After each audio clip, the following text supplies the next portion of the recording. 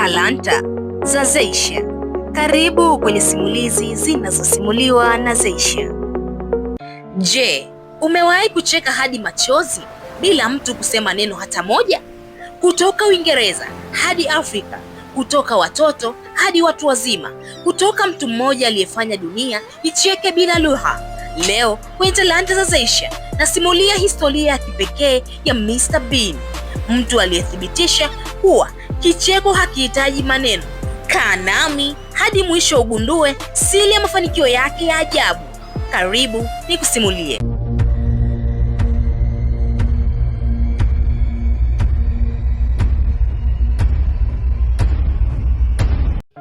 Jina lake kamili ni Rowan Atkinson. Alizaliwa Januari 6, 1955, Uingereza, na ni mtoto wa 4 na wa mwisho katika familia yake. Mr. Bean ni mmoja wa wahusika wa vichekesho waliotikisa dunia nzima bila kutumia maneno mengi. Ni mhusika ambaye ucheshi wake umevuka mipaka ya lugha, tamaduni na mataifa. Lakini nyuma ya sura ya uchekeshaji kuna historia ndefu ya kuvutia sana.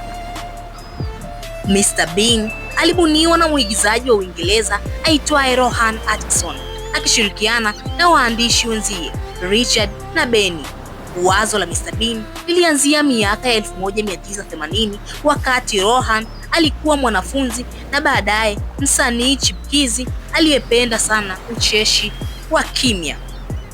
Rowan alitaka kuunda mhusika ambaye angechekesha watu bila kuhitaji kuzungumza sana, mhusika ambaye hata mtoto au mtu mzima asiyejua Kiingereza angeweza kumwelewa. Mr. Bean alijulikana na kuonekana kwa mara ya kwanza rasmi kwenye television ya Uingereza tarehe 1 Januari 1990 kupitia kituo cha ITV Tanzania. Kipindi hicho kiliitwa Mr. Bean na kilianza kuvutia sana watazamaji.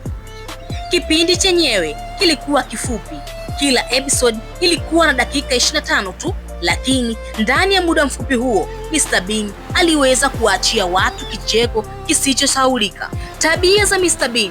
Mr. Bean ni mtu mzima, lakini akili yake ya kitoto. Anaishi peke yake, hana kazi inayoeleweka, hana familia inaonekana, na mara nyingi huingia kwenye matatizo kwa sababu ya ujanja wake wa ajabu. Sifa zake kuu ni kuvaa suti ya kahawia, shati nyeupe na tai nyekundu. Ana dubu wake aitwaye Teddy ambaye humchukulia kama rafiki yake wa karibu. Ana gari dogo ya kijani aina ya Mini Cooper. Hazungumzi sana, kutumia ishara ya macho na vitendo. Mafanikio ya kimataifa. Mr. Bean hakubaki tu Uingereza. Kipindi chake kilianza kurushwa katika zaidi ya nchi 190 duniani. Kilipendwa sana Afrika, Asia, Ulaya na Amerika ya Kusini. Ucheshi wa Mr. Bean ulifanya watu wa rika zote kucheka, watoto, wazee, watu wasiojua kabisa Kiingereza.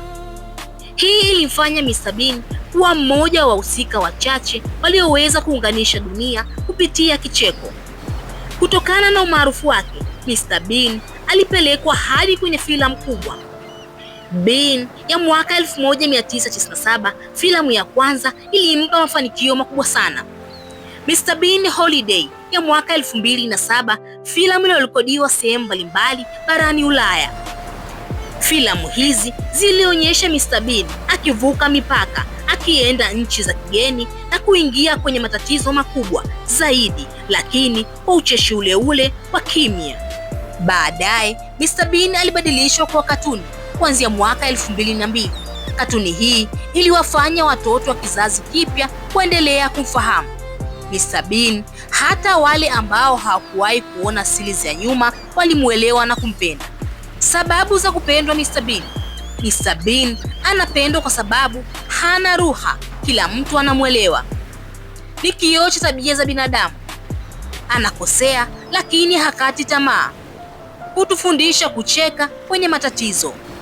Rowan Atkinson baadaye alitangaza kuwa hatocheza tena Mr. Bean kama awali, akisema mhusika huyo anaonekana zaidi kama mtoto kuliko mtu mzima na alihisi muda wake umefika wa kupumzika. Mr. Bean si kichekesho tu, bali ni urithi wa dunia. Ni ushahidi kuwa kichekesho hakihitaji lugha, hakihitaji maneno, kinahitaji tu ubunifu. Na mpaka leo, miaka mingi imepita, lakini jina la Mr Bean bado linachekesha, linafundisha na linatuunganisha dunia. Na hapo ndipo historia ya Mr Bean inapofika tamati. Mhusika aliyefanya dunia icheke, akaonyesha kuwa hata makosa yanaweza kuwa burudani.